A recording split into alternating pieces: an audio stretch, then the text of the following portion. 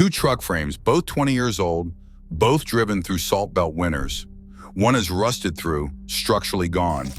The other looks like it rolled off the line. The difference wasn't a dealer package. It was a simple oil spray that Appalachian mountain men have used for decades. About $4 a year. The reason your truck didn't come with that protection traces back to a decision automakers quietly made in the 1970s. Bare steel doesn't stand a chance against winter roads in the Salt Belt. Once the first snow falls, highway crews dump thousands of pounds of salt and brine onto the pavement. That salt mixes with slush and road spray, working its way into every seam and nook under your truck.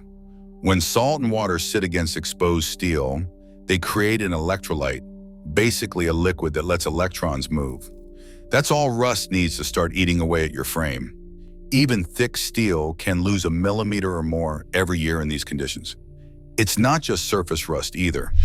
Salt-laden moisture gets trapped behind cross members, inside boxed rails, and in bolt holes.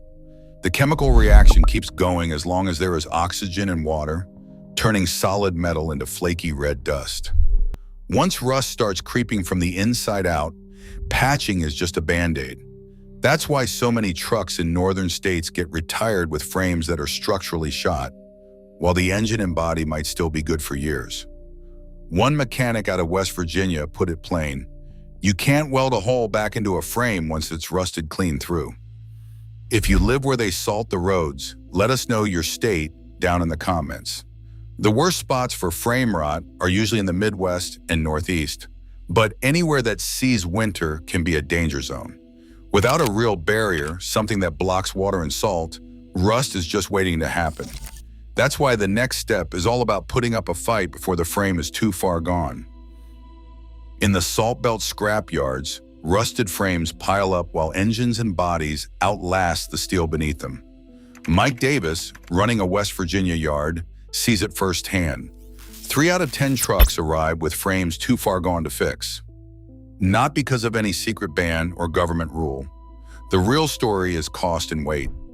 Since the late 1970s, most truck frames left the factory with only a thin paint or E-coat, not the heavy zinc layer you would find on pricier or commercial models.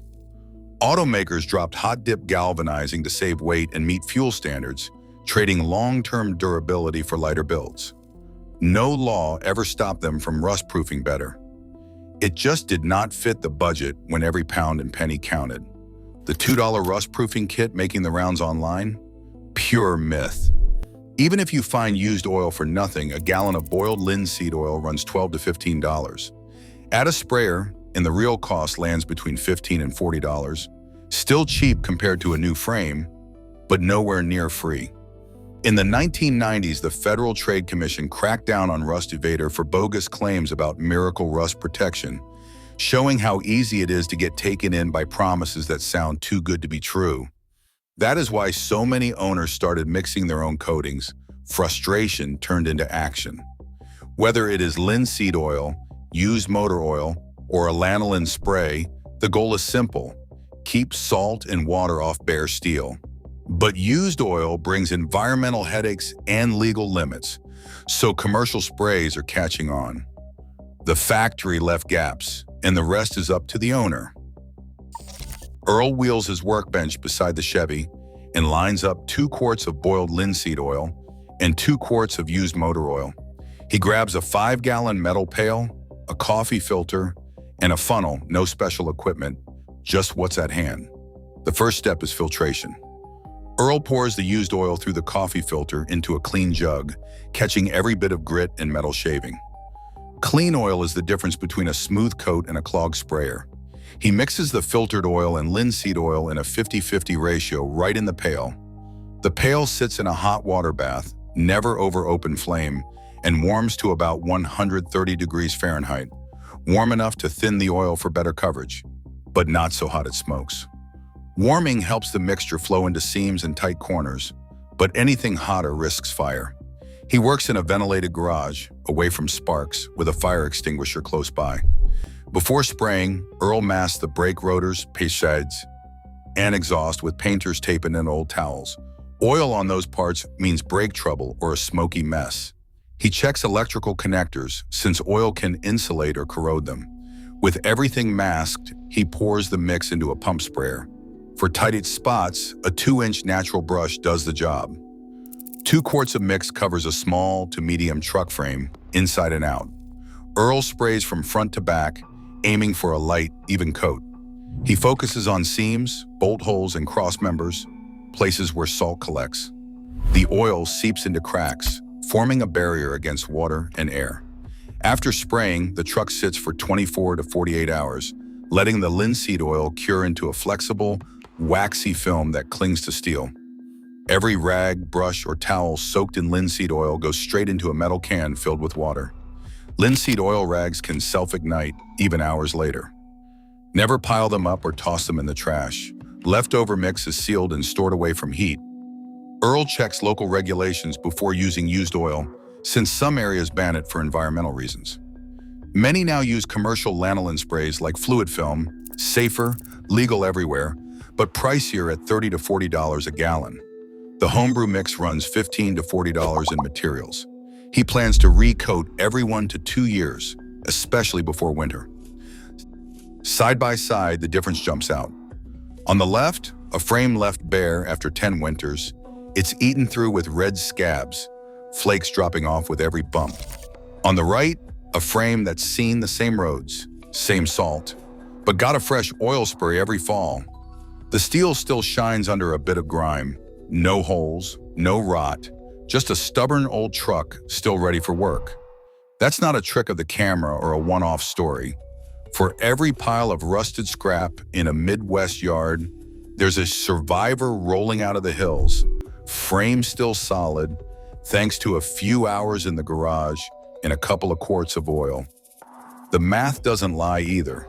Keeping a truck on the road with homebrew oil or a lanolin-based spray runs about $4 a year in materials if you stretch a $30 jug over a decade. Compare that to the $42,000 it costs to replace a modern full-size truck every 10 years, just because the frame gave out. That's nearly $4,200 a year down the drain for most folks. Even factoring in a sprayer and a few hours of labor, the oil method pays for itself 100 times over before the first payment book is empty on a new rig. Some folks swear by the old mountain mix, half-boiled linseed oil, half-used motor oil. It's cheap and it works, but it's not without its headaches. Used oil brings environmental rules in some towns, and runoff can get you in trouble with local ordinances. That's why more people are switching to commercial lanolin sprays. They cost a little more up front, but they're legal anywhere and easier to clean up. Either way, the principle is the same. Block water and salt, and rust never gets a foothold. This isn't magic or a miracle cure. It's just regular, honest maintenance. A light coat every year or two, paying attention to seams, bolt holes, and cross members, and keeping brakes and exhaust masked off. That's all it takes to keep a frame from turning into dust. Linseed oil rags go straight into a metal can filled with water or laid flat to dry. Never ball them up, or you risk a fire. If you've seen a truck frame outlast the body, or you've got your own rust-proofing story, drop your state in the comments, especially if you're fighting salt every winter. For a full checklist and safe mix ratios, check the description link below. Subscribe for more blue-collar fixes that keep your truck on the road. Today, it is still cheaper to keep a truck alive with $15 to $40 in OEL spray than to let salt win. Factory rust-proofing won't save you. Do-it-yourself care still does. Always handle linseed oil rags safely and avoid coating brakes or exhaust. Grab the checklist below and subscribe for more real-world fixes.